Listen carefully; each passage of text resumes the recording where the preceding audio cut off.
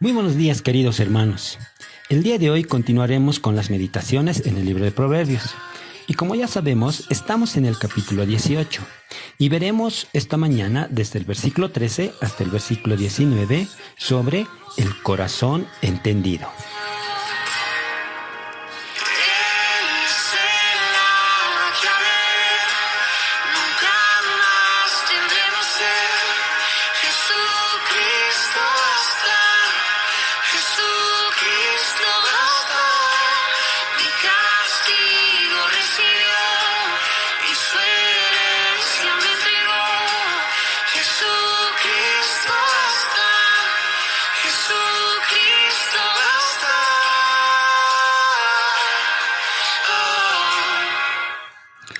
Y de toda la porción del día de hoy, nuestro versículo base para todos los demás versículos será el versículo 15 que dice: El corazón del entendido adquiere sabiduría y el oído de los sabios busca la ciencia.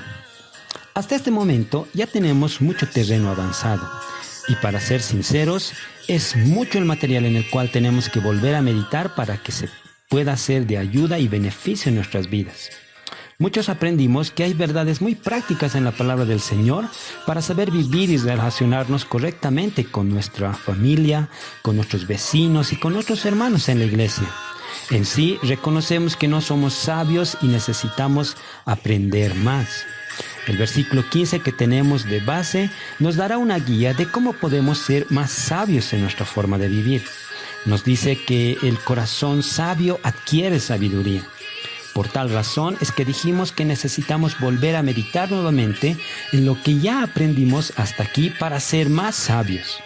No podemos conformarnos con la idea vana de decir que conocemos muchas cosas, sino tenemos que meditar en cuántas de las cosas aprendidas hasta aquí ya son parte de nuestra vida, y así constantemente con toda la palabra del Señor. Es por eso que se nos anima en Josué 1:8 a meditar en la palabra del Señor de día y de noche. También nos dice que el oído del sabio busca la ciencia. La palabra ciencia se traduce como conocimiento, y este conocimiento debe ser de lo que Dios dice en su palabra con relación a cómo Él plantea la forma de vivir para cada uno de nosotros y su aplicación en nosotros. Esto me recuerda a una historia en una biblioteca de un seminario donde dos estudiantes discutían con relación a la interpretación del libro de Apocalipsis. Cada uno de ellos exponía sus argumentos con el afán de vencer al otro. El portero del seminario se sentó a escuchar la discusión apoyada en su escoba. Después de horas de discusión sobre las trompetas, las copas, los caballos, cabezas y cuernos, las figuras y formas de interpretación, para saber quién había ganado la discusión, estos dos jóvenes decidieron pedirle su veredicto final al portero que les escuchaba quietamente. El portero respondió: quien gana en el libro de Apocalipsis al final es Dios. Y se retiró a terminar su labor. Estos jóvenes aprendieron la verdadera enseñanza de la palabra del Señor ese día. Y así debe ser siempre con nosotros. Al final de todo, Dios será quien gane, quien triunfa y quien permanezca. Por tal razón, la palabra de Dios cada día nos habla para que podamos meditar en ella y entender que es Dios quien gobierna el universo y que nos da la mejor forma de vivir para su deleite y exaltación, para su gloria. En esta ocasión veremos algunas formas de cómo aplicar su palabra en nosotros. Entonces, podemos ver la primera que dice que no debemos ser la lengua más rápida del oeste. Es conocido que en el viejo oeste habían hombres que eran los más rápidos con las pistolas para dispararlas, y esa era su virtud. Pero no debe ser así para con nuestra lengua.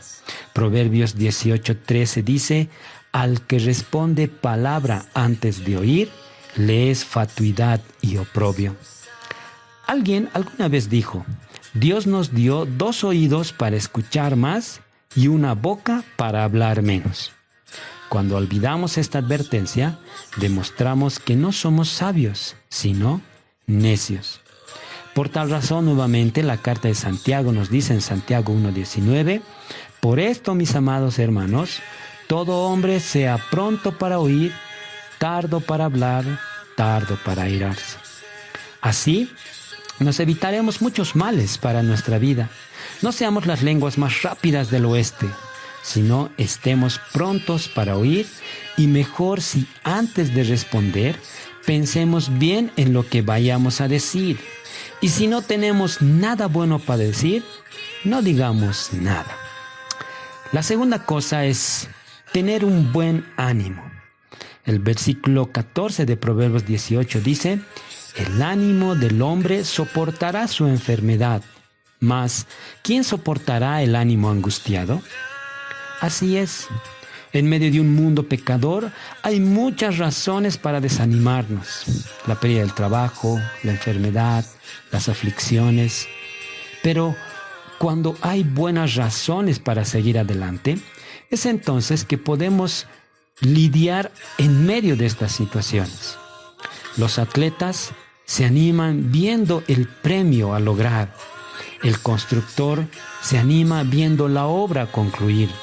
Los padres se animan al ver a sus hijos crecer y saberlos educar correctamente. Y nosotros los creyentes nos animamos para poder agradar a un Dios que nos ve. Había un niño en un supermercado que estaba corriendo por todo lugar ocasionando desorden y caos. Y detrás de él estaba un anciano que con las manos extendidas trataba de controlar al niño y que en voz muy baja decía: calma, Pedrito, calma, Pedrito. A lo que una señora muy enojada le grita al anciano: ¿cómo quiere controlar al niño con ese tono de voz muy bajo? Ese niño Pedrito necesita un buen castigo y un reproche muy severo. A lo que el anciano le contestó a la señora: disculpe, Pedrito soy yo y tengo que calmarme a mí mismo porque no sé lo que haría con el niño si no me calmo. Este anciano estaba animándose a no reaccionar de manera cruel para con el niño. El buen ánimo nos ayudará a seguir a pesar de la enfermedad, a pesar de la aflicción. Pero si dejamos que la angustia llene los corazones, será esta quien nos lleve a la rendición total. Como creyentes, tenemos al Señor como la fuente de ánimo aún en medio de la aflicción. El libro de los Salmos nos muestra exclamaciones de hombres que pasaban por situaciones críticas: enfermedad, peligro de muerte, acoso, persecución, aflicción y muchas otras cosas más, pero su fortaleza era siempre el Señor. Entonces, aprendamos, hermanos, a cultivar un buen ánimo en nuestras vidas. La tercera cosa o la tercera enseñanza que vemos es ser dadivosos. Proverbios 18:16 dice: la dádiva del hombre le ensancha el camino y lo lleva delante de los grandes. Pero hagamos una aclaración. Esta porción no enseña que podemos expresar una especie de soborno para lograr abrir nuestro camino y llegar hasta donde los reyes por medio de la misma. No. En el mundo, mucha gente se gana de esta manera el favor de los hombres. Pero cuando la dádiva cesa, también cesa el favor. ¿Alguna vez escuchaste la frase haz el bien sin mirar a quién? Aquí se aplica la misma esencia de la actitud que agrada a Dios: ser hombres de buenas dádivas, pero no para alcanzar favores, sino porque esto agrada al Señor. Con esto en mente, la verdadera aplicación de este versículo está en cuanto a nuestros enemigos. Jesús nos dijo que ante las demandas de nuestros enemigos debemos estar siempre dispuestos a hacer lo que agrada a Dios. Esta es la esencia de Mateo 5, del 38 al 42, que dice: oísteis que fue dicho, ojo por ojo y diente por diente, pero yo os digo, no resistáis al que es malo. Antes, a cualquiera que te hiere en la mejilla derecha, vuélvele también la otra. Y al que quiera ponerte en pleito y quitarte la túnica, déjale también la capa. Y a cualquiera que te obligue a llevar carga por una milla, ve con el 2. Al que te pida, dale. Y al que quiera tomar de ti prestado, no se lo rehuses. La aplicación de la dádiva se ve mejor ante aquellas personas que son difíciles de soportar, más cuando no les agradamos o simplemente cuando somos cristianos y por tal razón somos despreciados. El motivo no es comprar su corazón, sino demostrar que fue el Señor quien compró nuestros corazones y los cambió. Esta actitud nos abrirá muchas puertas porque le agrada a Dios. La cuarta cosa que aprendemos en esta mañana es a no justificarnos de las faltas cometidas. Tengo amigos a quienes cuando les observas algo de su falta de conducta y responsabilidad, siempre están justificándose primero. Proverbios 18:17 dice: justo parece el primero que aboga por su causa, pero viene su adversario y le descubre. Esto lo heredamos de nuestros padres Adán y Eva cuando desobedecieron a Dios. Dios les pidió cuenta de su actitud y ellos trataron de justificarse y descargar en otros su responsabilidad y desobediencia. Cuando hayamos fallado y seamos culpables, debemos tomar la actitud de David en el Salmo 51, los versículos 3 y 4, que dice: porque yo reconozco mis rebeliones y mi pecado está siempre delante de mí.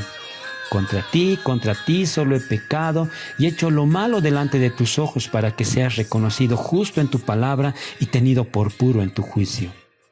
O tomar la actitud de aquel joven que después de haber pedido la herencia de su padre y haberla malgastado, y al verse en una ruina total en medio de los cerdos, se dijo a sí mismo en Lucas 15, versículos 18 y 19, me levantaré e iré a mi padre y diré: Padre, he pecado contra el cielo y contra ti. Ya no soy digno de ser llamado tu hijo. Hazme como a uno de tus jornaleros. Y todos sabemos que este joven fue recibido por su padre con gozo y fue perdonado. Esta es la verdadera actitud cuando hayamos fallado. ¿Es solamente Dios quien defenderá nuestra causa si somos inocentes? ¿O es solamente Él quien derribará todos nuestros argumentos cuando tratemos de querer excusarnos por la falta cometida? Recordemos que todo pecado y falta es primero contra el Señor. Y si tenemos que sufrir las consecuencias de la misma, pidámosle perdón y misericordia al Señor. Dios al que ama, disciplina. La quinta cosa que vemos en esta porción es que debemos confiar en lo que el Señor hace. Proverbios 18:18 dice: la suerte pone fin a los pleitos y decide entre los poderosos. En tiempos bíblicos, echar suerte era una forma de definir alguna situación que era muy difícil de comprender y entender. Esto se hacía después de haber buscado el consejo adecuado, después de haber reflexionado sobre el asunto y después de haber agotado todos los medios necesarios. No era algo simple y corriente como en el día de hoy. Ya vimos esto en Proverbios 16:33, que decía: la suerte se echa en el regazo, mas de Jehová es la decisión de ella. Y así era el deseo de aquellas personas que buscaban solucionar algún conflicto. Confiaban en que Dios era quien en definitiva obraba aún en medio de esa forma de decisión. Esto no significa que dejemos todo al azar. Y como dijimos, echar la suerte era el último recurso a considerar. Ahora, Salomón está diciendo que ante conflictos muy difíciles de tomar, es ella la que decidirá en definitiva. Ese era el pacto de caballeros que hacían: cumplir y respetar el resultado, y terminarían los pleitos y conflictos.